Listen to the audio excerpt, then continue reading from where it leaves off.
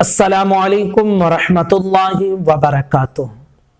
رئیس انصاری، ان کا سوال ہے کہ کیا ٹوتھ برش میں سور کا بال ہوتا ہے؟ اور اسی طرح کہا جاتا ہے کہ ٹوتھ پیسٹ میں سور کی چربی ہوتی ہے، تو اس کی کیا حقیقت ہے؟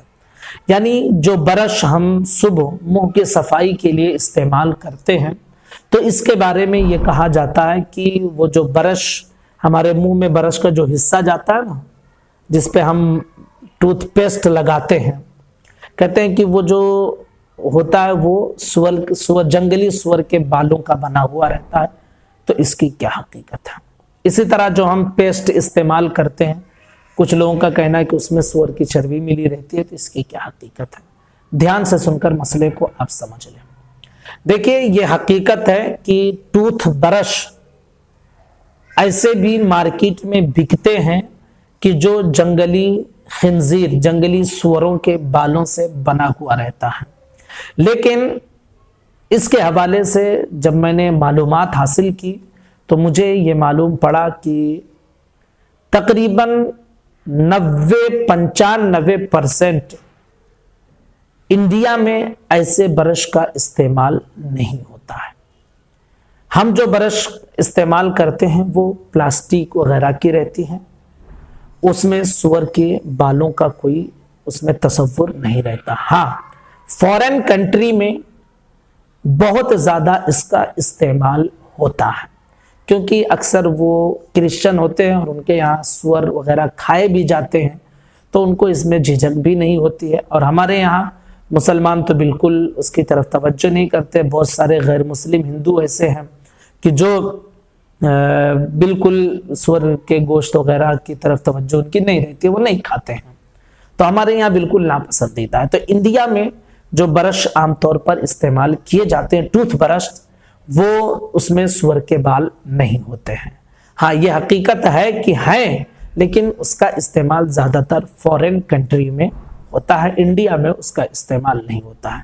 اگر انڈیا میں ہے اور جو استعمال کر رہا ہے تو بالکل وہ جائز نہیں ہوگا۔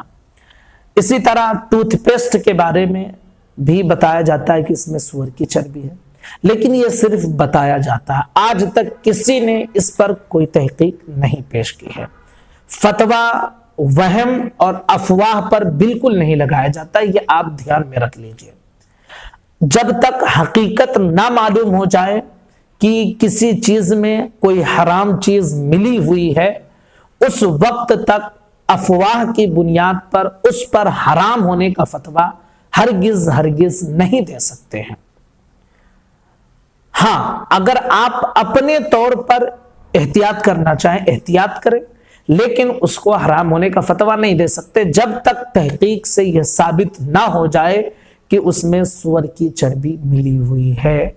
جب تحقیق سے ثابت ہو جائے گی تو پھر اس کے بعد میں حرمت کا فتویٰ دیا جائے گا کہ بھائی یہ حرام ہے، اور جب تک تحقیق سے ثابت نہیں ہوتی ہے تو اس وقت تک اس کے حرام ہونے کا فتویٰ نہیں دیا جائے گا۔ البتہ اگر آپ اپنے اعتبار سے احتیاط کرنا چاہیں تو آپ احتیاط کر سکتے ہیں۔